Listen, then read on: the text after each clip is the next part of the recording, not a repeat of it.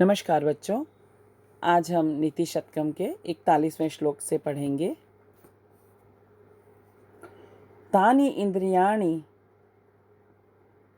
अविकलानि तदेव कर्म सा बुद्धिर अप्रतिहता वचनम तदेव अर्थोष्मणा विरहिता पुरुषा स एव त्वन्यः क्षणेन भवति इति विचित्रम एतत्।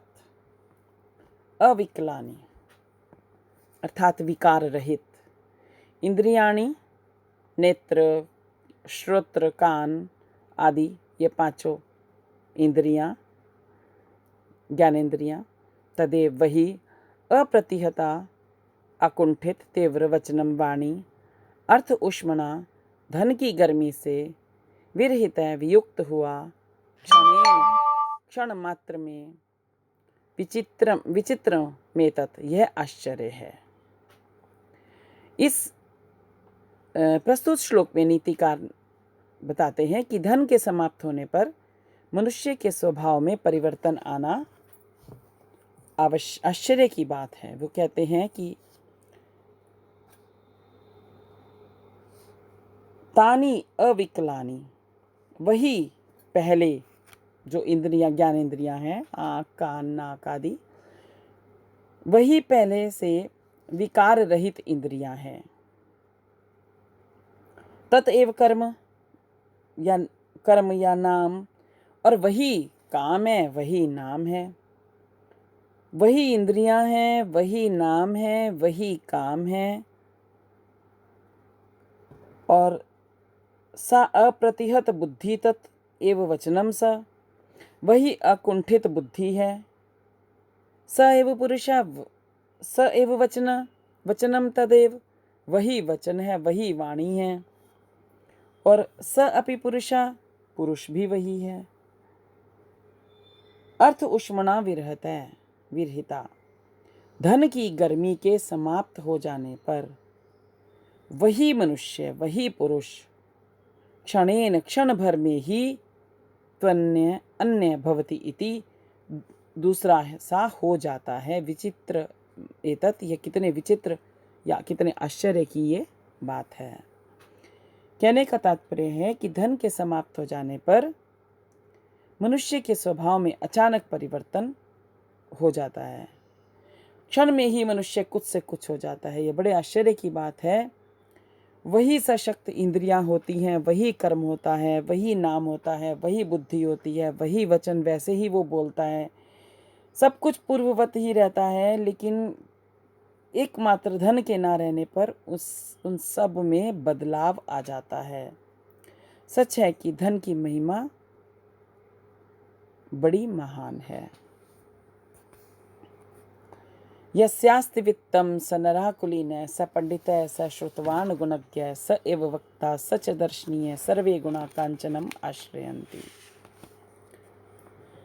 प्रस्तुत श्लोक में भर्तृहरि जी कहते हैं कि धन ही सबसे बड़ा गुण होता है, अर्थात धन को ही सभी गुणों का आधार मानते हुए नीतिकार जी कहते हैं, यस्य वित्तम अस्ति, जिसके पास वित्तम अर्थात धन है, स नरः कुलीन है, स नरः वह मनुष्य, वही मनुष्य, कुलीन अर्थात उच्च वंश का है, अच्छे वंश वाला है।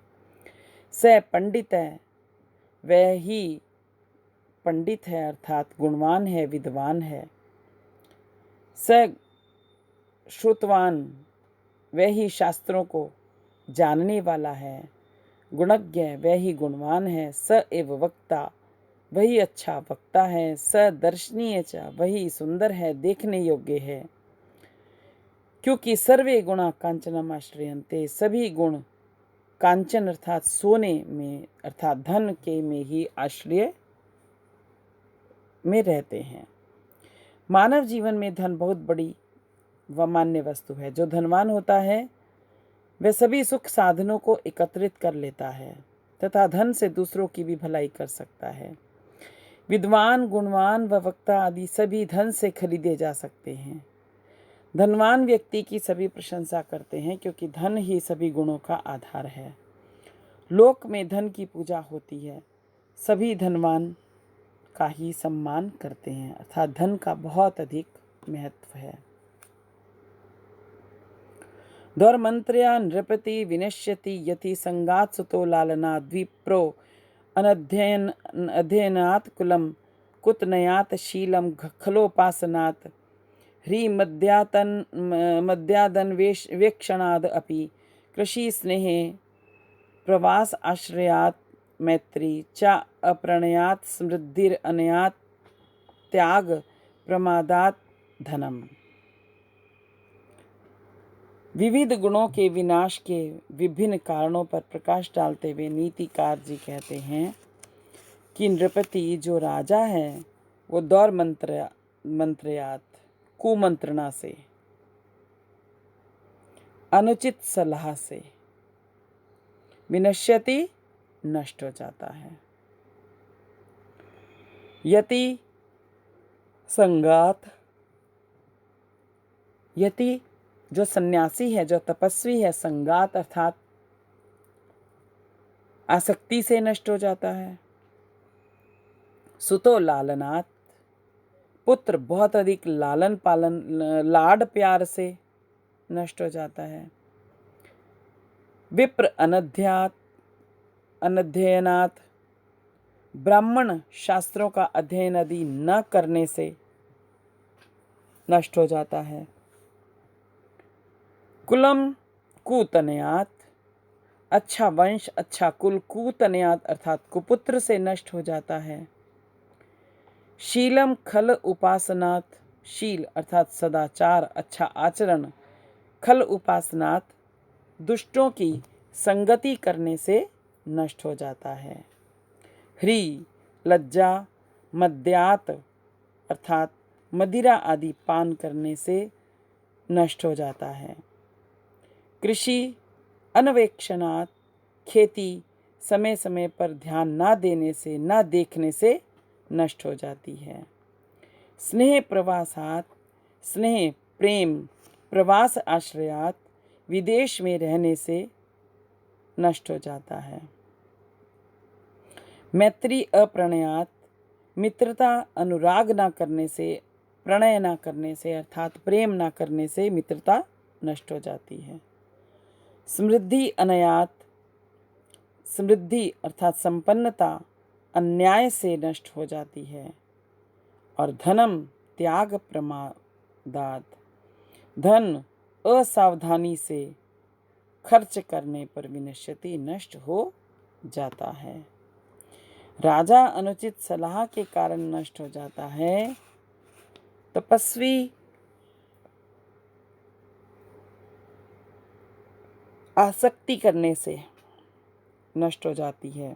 पुत्र का बहुत अधिक प्यार लाड प्यार करने से, ब्राह्मण का शास्त्रों का अध्ययन ना करने से, वंश का कुपुत्र से, सदाचार का दुष्टों की संगति से, लज्जा का सुरापान आदि करने से, खेती का समय पर रखवाली ना करने से नष्ट हो जाती है। प्रेम का विदेश में रहने से, मित्रता का अनुराग न होने से, संपन्नता का अन्याय होने से, धन का असावधानी से खर्च करने से विनाश हो जाता है। कहने का तात्पर्य कि संसार में विविध पुरुषों को विशेष बातों का ध्यान रखना आवश्यक है। यदि राजा को मंत्रीगण सलाह देते हैं तो उसका विनाश हो जाता है। इसी प्रकार तपस्वी किसी के प्रति आसक्ति से नष्ट हो जाता है। बहुत अधिक लाड प्यार करने से पुत्र बिगड़ जाता है। अन्याय करने से संपन्नता नष्ट हो जाती है। शास्त्रों का अध्ययन न करने से ब्राह्मण का ब्राह्मणत्व नहीं रहता है। समय समय पर ध्यान न रखने से खेती नष्ट हो जाती है।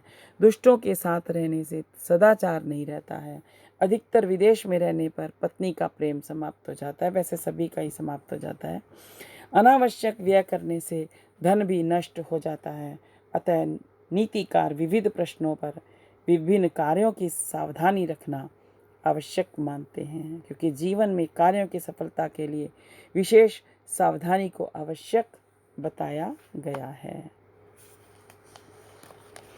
दानं भोगो नाशस्त्रिस्त्रो गतयो भवन्ति वित्तस्य यो न ददाति न भुङ्क्ते तस्य तृतीया गतिर्भवति। धन की विविध दिशाओं पर प्रकाश डालते हुए नीतिकार भर्तृहरि जी कहते हैं कि वित्तस्य धन की तिस्रा गतय, 3 गतियां 3 दशाएं भवती होती हैं। दानम भोगो च नाशः, एक दान देना, भोग करना और तीसरा विनाश होना। यो न ददाती, जो धनवान न तो दान देता है, न धनम भुंक्ते, न उस धन का उपभोग करता है, तस्य तृतीया गतिर्भवती, उसके धन की तीसरी गति अर्थात तीसरी अवस्था अर्थात विनाश होता है। नीतिकार का कहना है कि धन का या तो दान में व्यय करना चाहिए अथवा उसका उपभोग करना चाहिए। यदि धनवान न तो दान देता है और न धन के खाने पीने आदि सुख साधनों में व्यय करता है, उसका धन किसी न किसी प्रकार से अवश्य नष्ट हो जाता है। मणि शाणोल लीढ़ा समर विजयी हेति दलितो मद क्षीणो नागा शरदी सरिदा श्यान पुलिना कला शेषश्चंद्र सुरत मृदिता बाल वनिता तनिम्ना शोभन्ते गलित विभवाश्चार्थीषु न रहा। कुछ वस्तुओं व व्यक्तियों की क्षीणता होने पर भी नीतिकार उसकी शोभा मानते हुए कहते हैं कि शाण उल्लीढ़ा, शाण पर अर्थात विशेष प्रकार के पत्थर पर घिसा गया मणि रत्न शोभा पाता है। हेति दलित है, शस्त्रों से दलित अर्थात घायल, समर विजयी, युद्ध में विजय प्राप्त करने वाला जो पराक्रमी होता है, जो वह भी चाहे शस्त्रों से घायल हो गया है लेकिन वह शोभा पाता है। मद क्षीणान नागा, मद बहाने से दुर्बल नाग भी शोभायमान होता है। सर्दी आश्यान पुलिना सरिता, सर्दी की ऋतु में सूखे हुए तटों वाली सरिता नदी भी शोभा प्राप्त करती है। कला शेष चंद्र, कला मात्र शेष वाला चंद्रमा भी शोभायमान होता है। सुरत मृदिता बाल वनिता, काम क्रीड़ा में मसली गई बाल वनिता नव यौवना भी शोभायमान होती है। अर्थीषु गलित विभवा, अर्थीषु जो धन की इच्छा करने वाले होते हैं, याचक आदि होते हैं, मांगने वाले होते हैं। अर्थीषु याचकों को दान देने से धन की शोभा होती है। गलित विभवा, गल गए हैं, कम हो गए हैं, क्षीण हो गए हैं, ऐसी संपत्ति वाला भी नरा मनुष्य शोभायमान होता है। मतलब दान आदि देने से जो कम संपत्ति वाला हो गया फिर भी वो शोभायमान होता है। तनिम्ना, क्षीण होने से सुशोभित होते हैं। क्षान विशेष पत्थर पर घिसा गया पत्र, रत्न, रत्नों से घायल हुआ युद्ध विजेता, मद बहाने से दुर्बल हाथी, सर्दी की ऋतु में सूखे हुए तटों वाली नदी, कला मात्र शेष रहने वाला चंद्रमा, काम क्रीड़ा में मसली गई नव युवती, याचकों को दान देने से कम संपत्ति वाला मनुष्य, ये सभी क्षीण होने से भी सुशोभित होते हैं।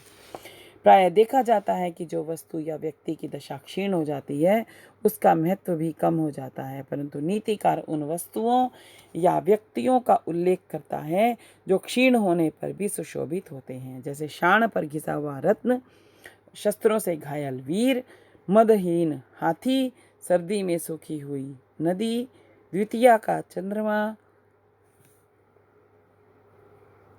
रति में मर्दित नव यौवना, दान देने से क्षीण संपत्ति वाला मनुष्य, क्षीण होने पर भी ये सभी शोभा को प्राप्त होते हैं।